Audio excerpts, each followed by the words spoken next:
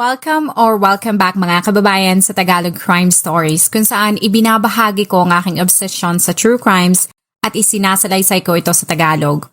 Kung gusto mo ang mga ganitong contents, make sure to subscribe at turn on all the notifications para lagi kang updated sa mga bago kong videos. Kung gusto mo naman na suportahan ang aking channel sa ibang paraan, you may do so by checking these options.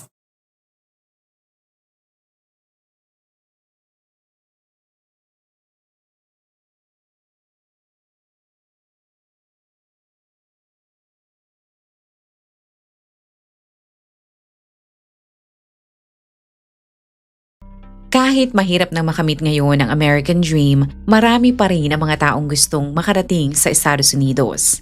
Isa sa mga ito ay si Rosemary Aragon. Maaaring ang iba ay pamilyar sa kasong ito sapagkat isang malaking TV news outlet ang nag-feature na ng kasong ito. At ang ilan sa inyo na nakakita ng documentary na yon ay na-request pa nga sa akin kung pwede kong gawan o i-feature din ang kaso sa channel na ito. Ngunit sa kadahilanan na mas gusto kong may maidagdag pa akong impormasyon ay minabuti kong maghintay ng update. At nitong taon lamang ay nakarating sa akin na tapos na pala ang kasong ito at nasentensyahan na rin ang suspect. Pero upang maintindihan mo ang punot dulo ng lahat ay simulan natin ang kwento sa Parañaque kung saan ay naninirahan ang pamilyang Aragon. At ang main character sa totoong kwento ng buhay na ito ay si Rosemary. Ito ay naiulat na isinilang noong 1982 at kahit ang mga magulang nito ay hindi mayaman, ay ginawa naman ng mga ito ang lahat maibigay lamang kina Rosemary pati kapatid nito ang lahat ng kanilang mga pangailangan.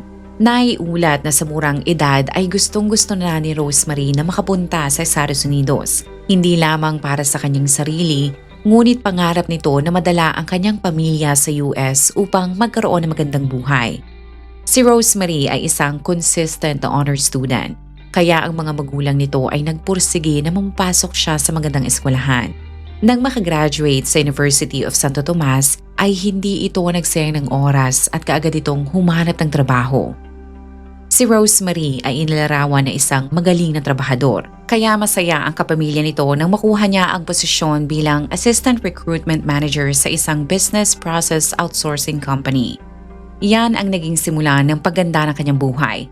Kaya kargado ng ilang experience ay lumipat ito ng ibang call center at doon ay nasungkit nito ang posisyon bilang Senior Supervisor of Recruitment and Employee Relations.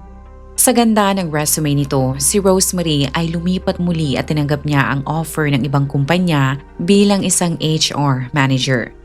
Kung ang iba ay inaabot ng ilang dekada para magkaroon ng magandang posisyon, inabot lamang na mahigit kumulang na 6 na taon si Rosemary. Sa edad na 29, ito ay naging HR director na.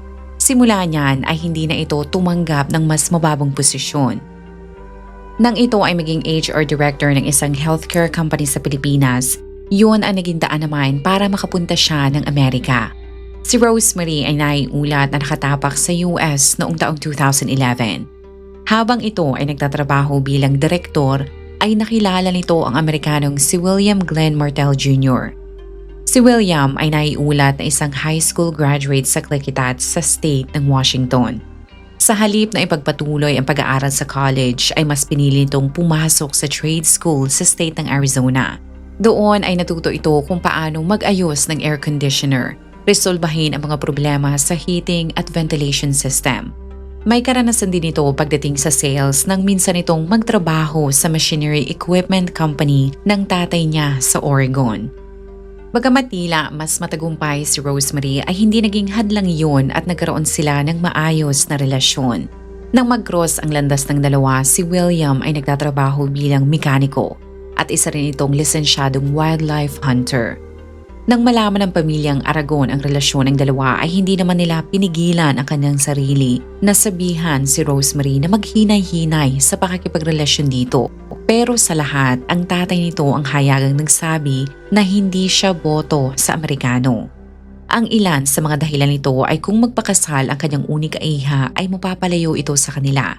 At hindi rin siya mapakali dahil alam niya na mas maraming magiging issue ang dalawa sapagkat magkaiba nga ang kultura at pamumuhay na kinagisna ng mga ito. Ngunit kahit anong sabihin nila ay ginulat sila ni Rosemary nang i-anunsyo nito na nagpakasal na pala sila ni William sa Amerika. Ang mga kaanak ng Pinay ay wala na magawa kundi tanggapin ang desisyon nito sa buhay. Pagkalipas ng ilang taon, sina Rosemary ay nagdesisyon na bumalik sa Pilipinas at doon na manirahan. Ang mga ito ay nakakuha ng bahay sa Parañaque upang mapalapit sa kanyang pamilya. Kalaunan ang kanilang pagsasama ay nagbunga ng 2 anak na mga babae. Wala sa ulat kung ano ang naging trabaho ni William sa Pilipinas, ngunit ang malinaw ay naipagpatuloy ni Rosemary ang kanyang trabaho bilang Associate Director at nabigyan nito ng magandang buhay ang kanyang mag-aama. Sa panlabas ay tila masasabi mong shigarirol, ngunit inamin ni Rosemary na mahirap na pagsabayin ang pagiging ina at working mom. Kaya upang maibsan ang bigat ng kanyang mga responsibilidad ay kumuha siya ng kasambahay. Bagamat tutol noong una, ang kaanak ni Rosemary ay natanggap na rin ang sitwasyon, lalo na at malapit lamang ang tirahan ng mga ito sa kanila. Katulad ng routine na mag-asawa nang sila ay nasa Amerika pa, kung hindi nagtatrabaho si Rosemary ay lagi nitong ipinapasyal ang kanyang mag-aama sa iba't ibang lugar sa Pilipinas. Noong November 1, 2019 nga ay nakatakda na silang mag-anak na lumipad patungong Palawan upang magbakasyon. Ngunit ang planong yan ay hindi na matutuloy dahil ayon sa ulat ay bigla na lamang naglahong parang bula si Rosemary. Si Jerome na isa sa mga katrabaho nito ay nagtaka dahil bukod sa wala sa ugali nito na umabsent na walang pasabi, hindi rin normal ang hindi nito pagsagot sa kanilang emails, chat at text. Kaya nang sa pangatlong araw na hindi ito sumasagot ay minabuti niyang kontakin ang asawa nito na si William. Ngunit sa halip na magkaroon ng linaw kung ano ang nangyayari, ay mas dumami pa ang katanungan dahil ayon dito ay wala siya sa Pilipinas. Sa reply ni William ay sinabi nito na siya ay nasa Amerika na. At tulad ni Jerome ay hindi rin ito makontak ang kanyang misis kahit ilang beses niya pa itong tawagan o i-text. Ang masamang balita ay nakarating na rin sa pamilya ni Rosemary sa Parañaque. Ang pamilyang Aragon ay kinabahan at lahat sila ay naniniwala na merong nangyaring masama dito dahil laging sinasabi ni Rosemary kung saan siya pupunta. Mas lalo pa silang naalarma dahil kalaunan ang asawa nitong si William ay hindi na rin nakikipag-usap sa kanila. Sa desperado nilang pagtatangkang malaman kung ano ba talaga ang nangyari dito, ang pamilyang Aragon ay lumapit na sa National Bureau of Investigation. Ang isa sa mga taong in-interview ng mga otoridad ay ang kasambahay ni Rosemary na itinago nila sa pangalang Lynn na nananilbihan pala sa mag-asawa na mahigit kumulang na 1 taon na. Si Lynn ay isinailalim sa polygraph test ng hindi lamang 1 kundi 4 na beses para mapatunayan kung nagsasabi ba ito ng katotohanan. Sa sinumpaan nitong salaysay ay nabunyag na ang mala-perfect family ng Rosemary na nakikita ng mga tao sa social media ay hindi pala totoo. Ibinahagi ni Lynn na noong September 26 ay nasaksihan niya ang pag-aaway ng dalawa dahil lamang sa gasol. Napansin nito na ang lalaki niyang amo ay merong galos sa mukha at braso. Pero dahil sa ayaw niyang makialam sa isyu ng mga ito, ay ginawa na niya lamang ang mga responsibilidad niya sa ibang parte ng bahay. Nang sumapit ang 3:00 na madaling araw noong September 27, sinabi nito na siya ay umalis na ng bahay ng mga Martel upang umuwi sa kanyang bahay dahil yun ay day off niya. Pagkalipas ng 2 araw ay bumalik siya sa bahay ni Rosemary. Ngunit kahit ang pulang kotse ng mga ito ay nasa garahe, ang kanyang mga amo pati 2 bata ay wala naman sa bahay.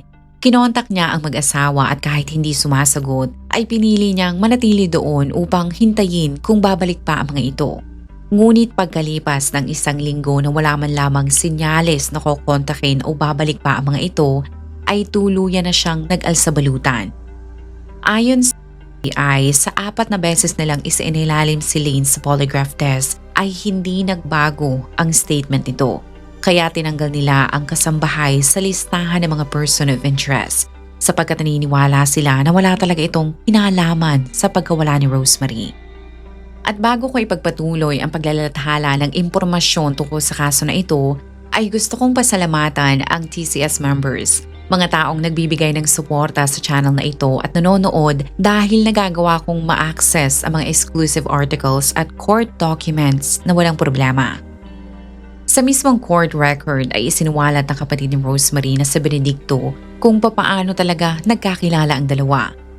Sa naunang ulat na inilabas noong 2022 ay di umano'y nakilala ni Rosemary si William sa United States na.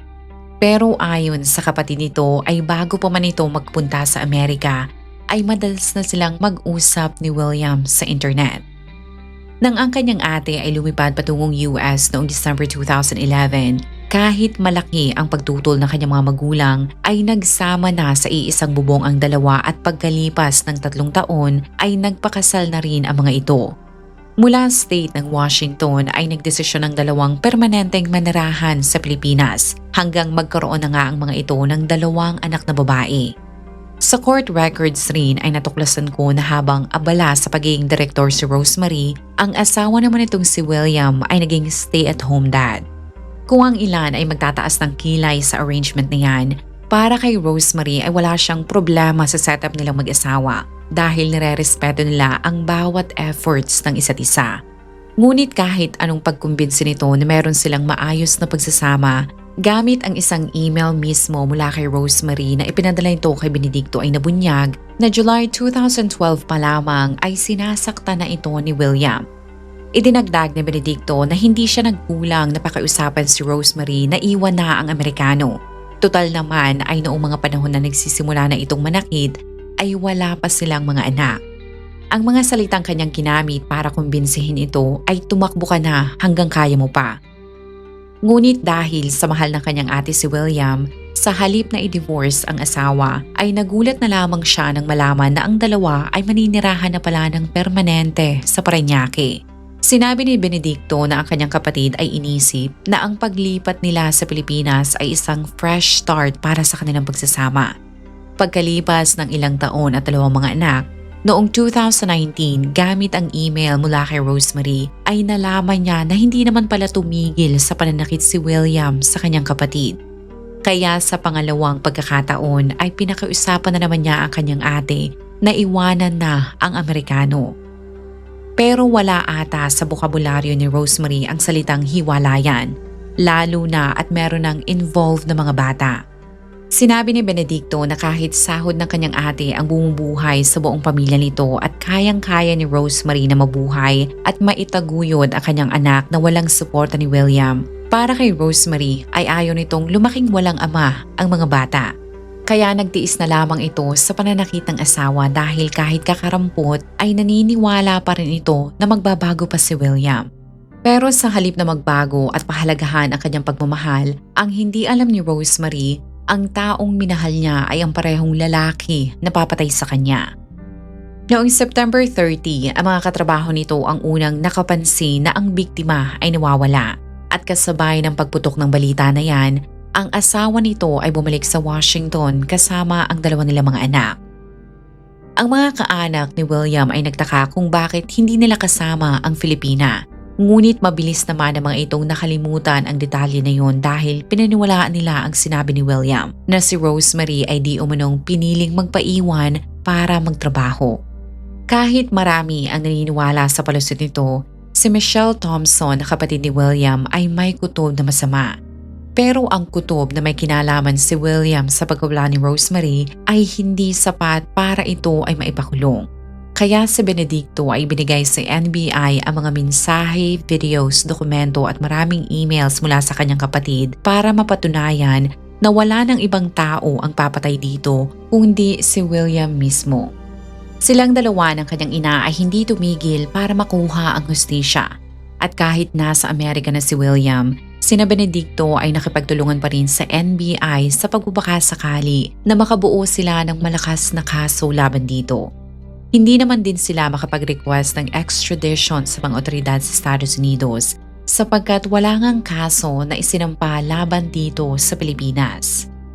Natapos ang taong 2019, nangyari ang pandemya at nakarecover na ang mundo sa virus ay walang nangyari sa kaso.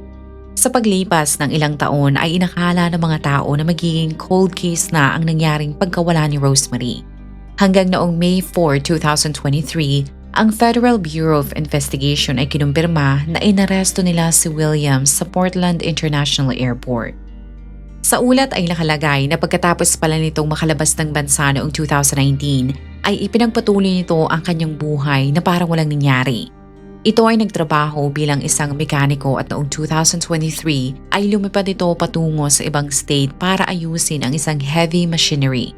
Nang matapos ay bumalik na ito sa Oregon at sa airport na ito dinampot ng mga otoridad. Ngunit kung akala mo ay dahil yan sa pagkawala ni Rosemary ay nagkakamali ka.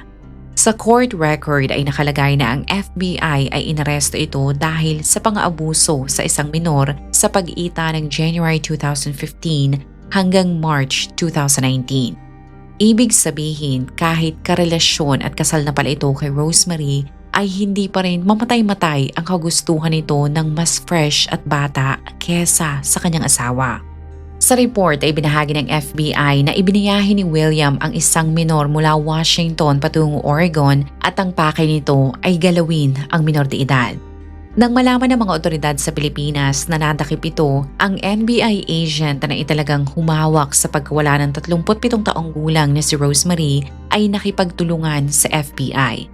At sa pinagsamang effort nito, galing ng mga abogadong nakuha ng pamilyang Aragon sa Pilipinas at gamit ang nakalap nila mga ebidensya, noong June 2025, si William ay sinampahan ng kasong murder.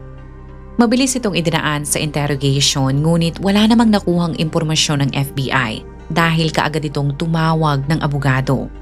Noong una ay inakala ng pamilyang Aragon na lalabanan pa nito ang kaso.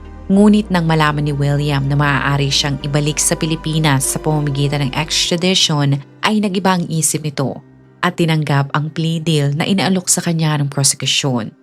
Hindi rin inaasahan ng mga tao na ang isang dahilan pala kung bakit malakas ang kaso ng FBI laban dito ay dahil ang mismong kapatid na babae ni William na si Melissa ay nakipagtulungan sa mga otoridad para pabagsakin ito.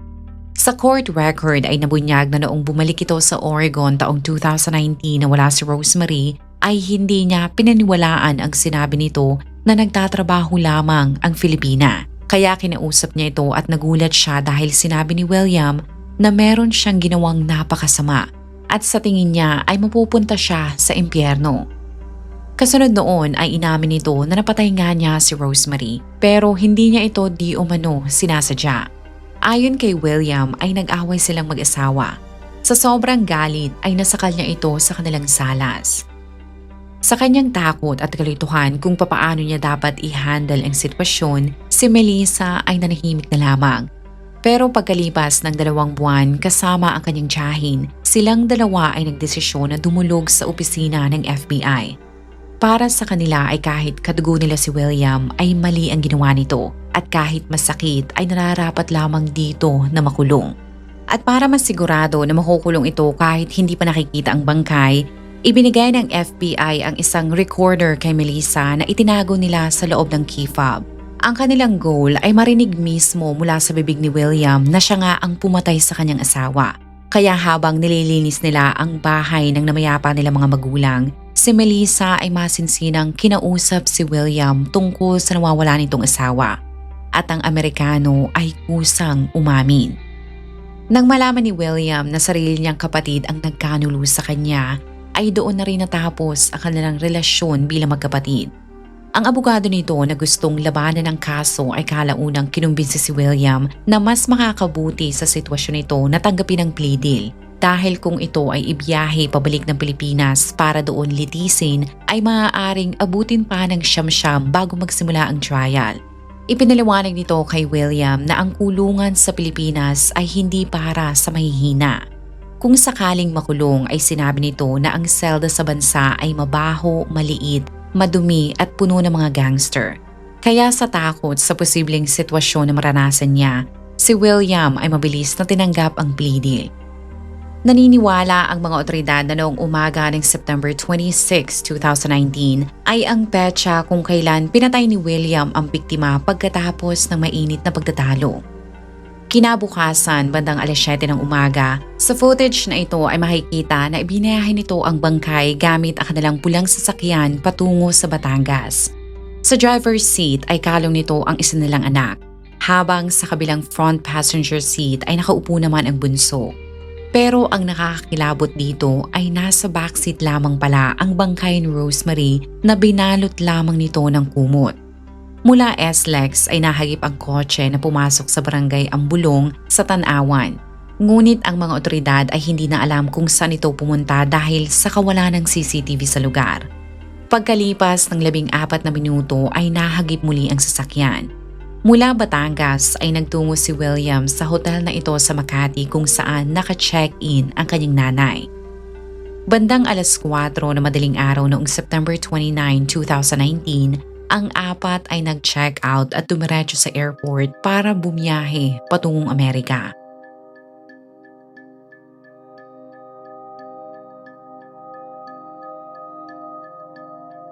Kapalit ang plea deal, ang kaso ni William ay ibinaba at ang parusa dito ay naging 2 dekada na lamang. Bilang parte ng plea agreement ay kailangan din itong sabihin sa mga otoridad kung saan niya itinapon ang bangkay ni Rosemary. Ngunit kahit sinuyod na ng ilang beses ang lugar na kanyang itinuro, as of this recording ay hindi pa rin natatagpuan ang labi ng biktima. Ang 2 babaeng mga anak ni Rosemary ay nasa pangangalaga na ngayon ni Melissa Thompson, ang babaeng kapatid ni William.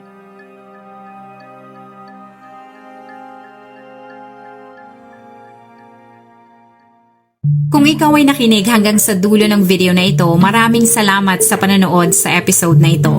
Please consider leaving a comment or i-like ang video na ito. At kung may kaso ka na gusto mong i-cover ko, please let me know. Magandang araw sa iyo, kabayan.